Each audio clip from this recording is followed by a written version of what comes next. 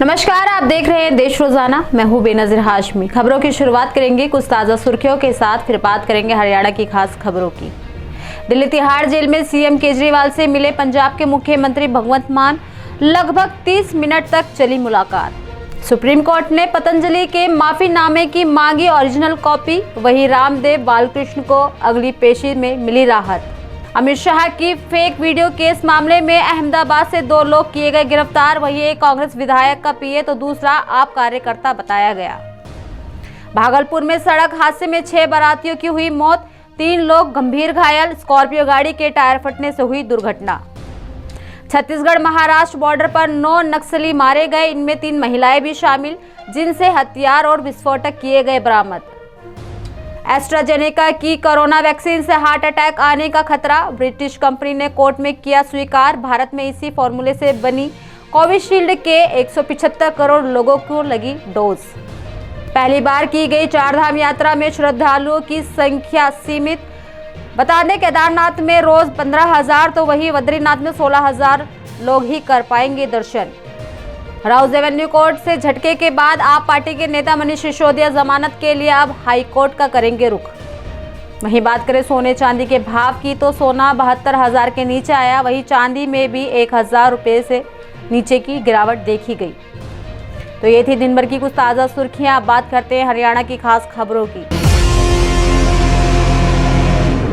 हरियाणा की करनाल लोकसभा सीट का मुकाबला रोचक हो गया है। दरअसल इस सीट पर राष्ट्रवादी कांग्रेस पार्टी ने भी दांव खेला है।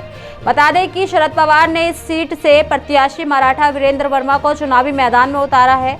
खास बात यह है कि इस सीट पर इंडियन नेशनल लोक दल भी एनसीपी का समर्थन करेगी।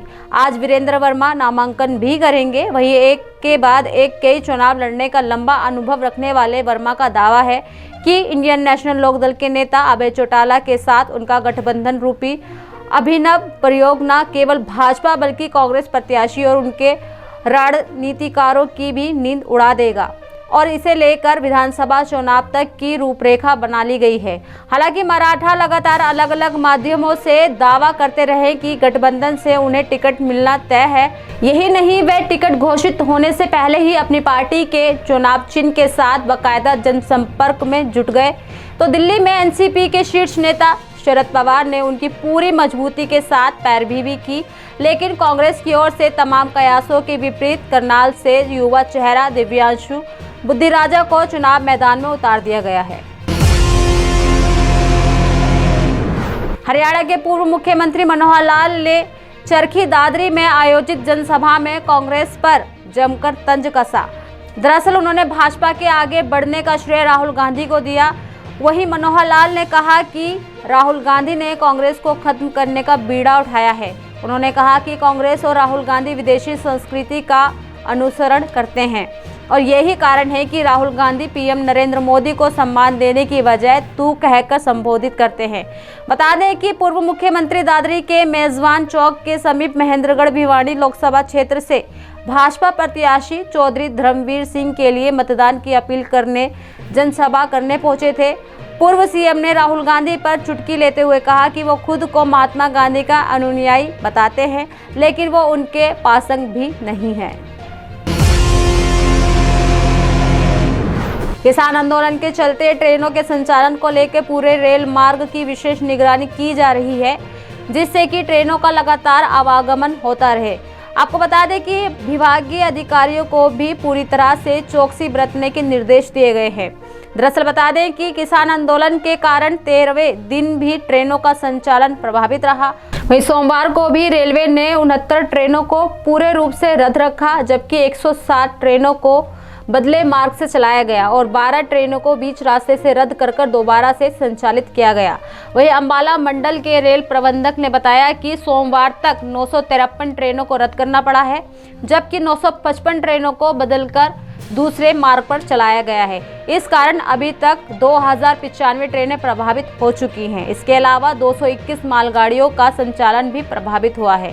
इस हिसाब से अभी तक 2316 ट्रेनों का संचालन प्रभावित हो चुका है।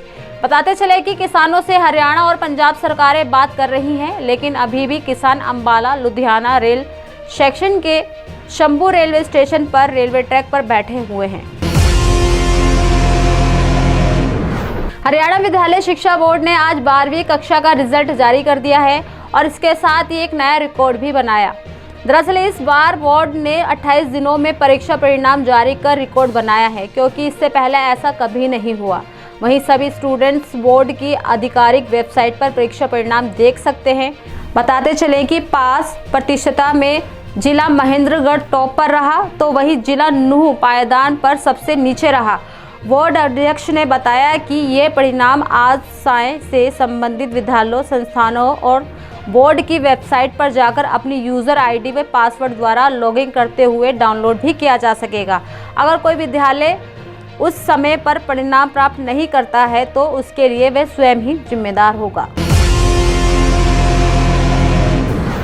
महम चौबीसी के ट्रक ड्राइवर का बेटा लड़ेगा जजपा से लोकसभा चुनाव। दरअसल जजपा पार्टी ने रोहतक से खड़कड़ा निवासी रविंद्र सागवान को टिकट दिया है।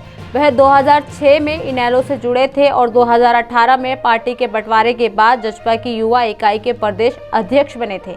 आपको बता दें कि ताऊ देवीलाल की कर्मभूमि महम चौबीसी के गांव खड़कड़ा के रविंद्र सागवान को जननायक जनता पार्टी ने रोहतक से लोकसभा का टिकट दे दिया है। उनके पिता रामभंग सागवान ट्रक ड्राइवर थे, जिनकी 1995 में उनकी सड़क हादसे में मौत हो गई थी।